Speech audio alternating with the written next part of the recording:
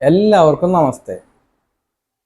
Sub conscious mind എന്ന് പറയുമ്പോൾ അത് എപ്പോൾ രൂപം ചെയ്യുന്നു, എങ്ങനെയാണ് അത് ക്രിയേഷൻ സ്റ്റാർട്ട് ആവുന്നത്, അത് എവിടെയൊക്കെയാണ് അത് ആക്ട് ചെയ്യുന്നത് എന്നതിനെക്കുറിച്ച് നമുക്ക് നോക്കാം.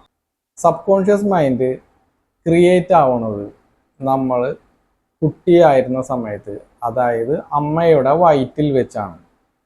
അമ്മയുടെ വയറ്റിൽ വെച്ച് രണ്ടാമത്തെ മാസം ആവുമ്പോൾ നമുക്ക് സബ് കോൺഷ്യസ് മൈൻഡ് എന്നുള്ള ആ ഒരു മൈൻഡ് നമുക്ക് ക്രിയേറ്റ് ആവും. ഈ ക്രിയേറ്റ് ആവുന്ന മൈൻഡിൽ നമുക്ക് ഒന്നും അറിയില്ല, ഫുൾ ബ്ലാങ്ക് ആയിരിക്കും. ആ മൈൻഡിന് ഒന്നും അറിയില്ല, ഈ പ്രകൃതിയിൽ എന്ത് ചെയ്യണം, എങ്ങനെ ജീവിക്കണം, ഇതൊന്നും ആ മൈൻഡിന് അറിയില്ല. അപ്പോൾ ആ മൈൻഡ് ഫുൾ ബ്ലാങ്ക് ആയിരിക്കും. ആ ടൈമിൽ ഈ മൈൻഡ് എന്താ ചെയ്യുന്നതെന്ന് വെച്ച് കഴിഞ്ഞാൽ അവിടെ നടക്കുന്ന എല്ലാ കാര്യങ്ങളും ഇത് ഒബ്സർവ് ചെയ്യും.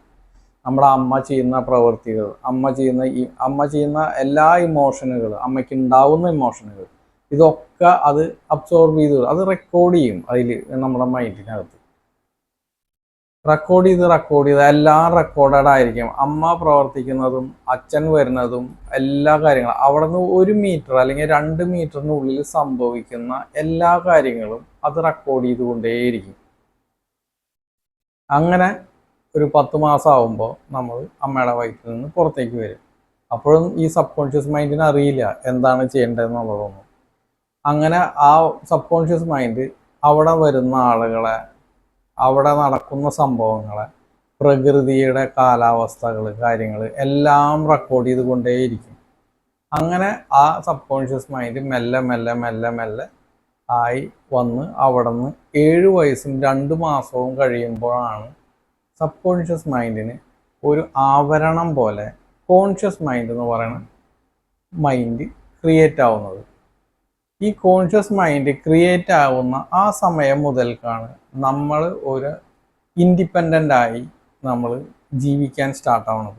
ഇൻഡിപെൻഡൻ്റ് ആയി എന്ന് ഉദ്ദേശിച്ചു കഴിഞ്ഞാൽ നമുക്ക് സ്വയം തീരുമാനങ്ങൾ എടുക്കാനായിട്ട് മനസ്സിലാവുകയും, എന്നാൽ എല്ലാം മനസ്സിലായി എന്നല്ല ഞാൻ പറയുന്നത്, സ്വയം ഒരു കുട്ടി കുറച്ചും കൂടി മുതിർന്ന ഒരാളായി വരുന്നത് ആ ഒരു പ്രായത്തിലാണ്. അങ്ങനെയാണ് ഈ പ്രകൃതി ഇതിനെ ഒരുക്കി വെച്ചിരുന്നത്. അങ്ങനെ നമുക്ക് കിട്ടുന്ന ആ 7 വയസ്സ് വരെ നമുക്ക് കിട്ടുന്ന റെക്കോർഡഡ് ആയിട്ടുള്ള കാര്യങ്ങളാണ് പിന്നീടുള്ള ജീവിതം അതിനെ നയിക്കുന്നത്.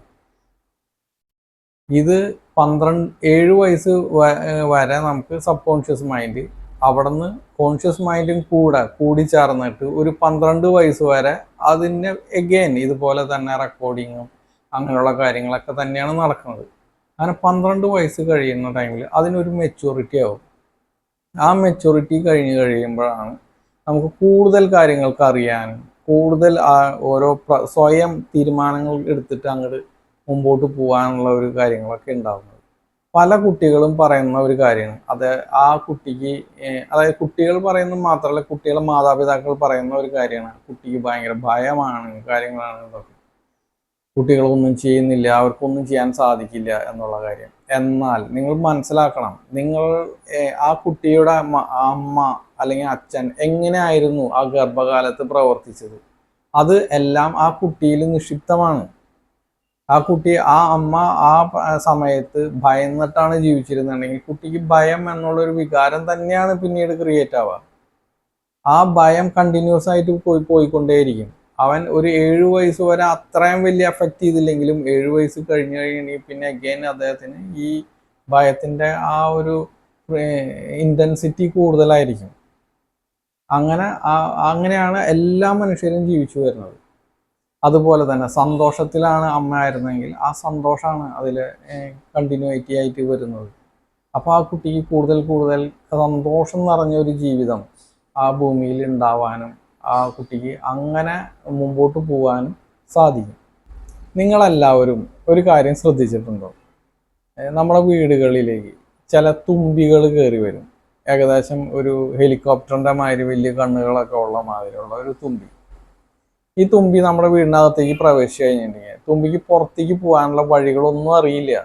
അപ്പം എന്താണ് അവിടെ സംഭവിക്കുന്നതെന്ന് നിങ്ങൾക്കറിയാം. അതായത് ആ തുമ്പി വന്ന് ജനലിൽ വന്ന് ഇടിച്ചിടിച്ച് അല്ലെങ്കിൽ ചുമരിലോ ജനലിലോ വന്ന് ഇടിയോടിടിയായിരിക്കും. അതിന് പുറത്തു പോകാനുള്ള വഴി അറിയില്ല. അപ്പം അത് ശ്രമിക്കും ഈ ഗ്ലാസ്സിലൊക്കെ വന്നിട്ട്, അതായത് ജനലിൻ്റെ ഗ്ലാസ്സിലൊക്കെ ഇടിച്ച് അത് ഒരുപാട് കഷ്ടപ്പെടുന്നതായിട്ട് നിങ്ങൾക്ക് കാണാൻ ശ്രദ്ധിച്ചാൽ നിങ്ങൾക്ക് മനസ്സിലാവും. അപ്പോൾ നമ്മൾ എന്താ ചെയ്യാന്ന് വെച്ച് കഴിഞ്ഞിട്ടുണ്ടെങ്കിൽ നമ്മൾ ആ തുമ്പീനെ പിടിച്ച് അതിനെ പുറത്തേക്ക് കളയാണ് ചെയ്യുന്നത്. ഓക്കെ, അപ്പോൾ നമ്മൾ ആ തുമ്പീനെ പിടിച്ച് കഴിയുമ്പോൾ തുമ്പി ഇങ്ങനെ കിടന്ന് വൈബ്രേറ്റ് ചെയ്യണം, ഡ്രർ എന്നൊക്കെ പറഞ്ഞ് ഭയങ്കര ശബ്ദമൊക്കെ ഉണ്ടാക്കി നമ്മളെ കയ്യിൽ നിന്ന് പറന്നു പോകാനൊക്കെ നോക്കും. എന്നിരുന്നാലും അതിനെ നമ്മൾ പിടിച്ച് നമ്മൾ പുറത്തേക്ക് കളഞ്ഞു കഴിഞ്ഞാൽ അത് പുറത്തോട്ട് വളരെയധികം ശക്തമായ രീതിയിൽ അത് പുറത്തേക്ക് ഇത്ര അതിമനോഹരമായ ലോകത്തിലേക്ക് പോവുകയാണ് ചെയ്യുന്നത്. അതിനെവിടേക്കും പറക്കാം ആ സമയത്ത്.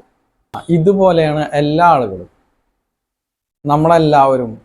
നമ്മൾ ചെറുപ്പം മുതൽക്കേ കുറേ കാര്യങ്ങളൊക്കെ ചെയ്യുന്നു, ഒരു കാര്യങ്ങളും സക്സസ് ആവില്ല, നമുക്ക് എന്തൊക്കെയോ ചെയ്യാൻ പറ്റുന്നു, നമ്മൾ എവിടേക്കൊക്കെയോ പോകുന്നു, ഒന്നും ചെയ്യാൻ സാധിച്ചു വരുന്ന സമയത്ത് പല കാര്യങ്ങളും നമ്മൾ ശ്രമിക്കും, നമ്മൾ ജീവിതം വിജയിപ്പിക്കുന്നതിനും നമ്മുടെ പല ലക്ഷ്യങ്ങൾ നേടുന്നതിനൊക്കെ ആയിട്ട്. എന്നാൽ ശ്രമിക്കലല്ലാതെ നമുക്ക് അത് സാധ്യമാവില്ല. കുറേ നമ്മൾ ശ്രമിക്കുന്നു, എന്നാൽ അത് സാധ്യമാകുന്നു എന്നാൽ പൂർണ്ണമാവില്ല. അങ്ങനെയുള്ള കുറേ ഇഷ്യൂസൊക്കെയാണ് അവിടെ സംഭവിക്കുന്നത്. നേരത്തെ പറഞ്ഞ പോലെ തന്നെ ഈ തുമ്പി വന്ന് ഇടിക്കുന്നത് പോലെയാണ് നമ്മളെല്ലാ കാര്യങ്ങളും. നമ്മൾ മാക്സിമം ശ്രമിക്കും, പക്ഷെ അത് പുറത്തേക്ക് പോകുന്നില്ല. അപ്പോൾ ഒരാൾ വന്നിട്ട് ആ തുമ്പീനെ പിടിച്ച് അതിനെ പുറത്തേക്ക് കളയണം. ആ കളയുന്നത് ആണ് നമ്മളുടെ യൂണിവേഴ്സിൻ്റെ ഒരു ജോലി. നമ്മളെ പിടിച്ച് നമ്മളെ പുറത്തേക്ക് കളയണം. യൂണിവേഴ്സ് അതിനു വേണ്ടി ശ്രമിക്കുമ്പോൾ തുമ്പി കിടന്ന് വൈബ്രേറ്റ് ചെയ്യുന്നത് പോലെ, അല്ലെങ്കിൽ ജീവൻ അതിൻ്റെ നിലനിർത്താൻ അത് രക്ഷപ്പെടുന്നത് പോലെ പല ആളുകളും കുറേ കഷ്ടപ്പെടുന്നതായിട്ട് കാണാം. ഇത് യൂണിവേഴ്സ് അവരെ വേറൊരു തലത്തിലേക്ക് മാറ്റുന്നതായിട്ടാണ്. അങ്ങനെ അവർ വേറൊരു തലത്തിലേക്ക് മാറിക്കഴിയുമ്പോൾ അവരുടെ ജീവിതം വളരെയധികം ഫ്ലറിഷ് ആവും. അവർ വളരെ ഉയരത്തിലേക്ക് പോകാനും അവർക്ക് ഈ തുമ്പി പറന്ന പോലെ തന്നെ അതിമനോഹരമായ ആ ലോകത്തിൽ എത്തിച്ചേർന്ന് അവർക്ക് എവിടേക്ക് വേണമെങ്കിൽ പറക്കാനും അവരുടെ എല്ലാ കാര്യങ്ങളും ചെയ്യാനും സാധ്യമാകും. ആ ഒരു മൊമെന്റ് നമ്മൾ ആ കഷ്ടപ്പെടുന്ന ആ ഒരു മൊമെന്റ് ആണ് ഈ പ്രകൃതി നമ്മളിലേക്ക് ഒരുക്കി തരുന്നത്. ഞാൻ ഈ പറഞ്ഞ കാര്യങ്ങളെല്ലാം നിങ്ങൾക്ക് മനസ്സിലായി കാണുമെന്ന് ഞാൻ വിചാരിക്കുന്നു. ചാനൽ സബ്സ്ക്രൈബ് ചെയ്യാനായിട്ട് ആരെങ്കിലും മറന്നിട്ടുണ്ടെങ്കിൽ സബ്സ്ക്രൈബ് ചെയ്യണം, ബെല്ലൈക്കൺ ഞെക്കണം. പിന്നെ എന്തെങ്കിലും കമൻസ് ഉണ്ടെങ്കിൽ തീർച്ചയായും നിങ്ങൾ കമൻറ്റ് ബോക്സിൽ അത് ഇടണം. Thank you.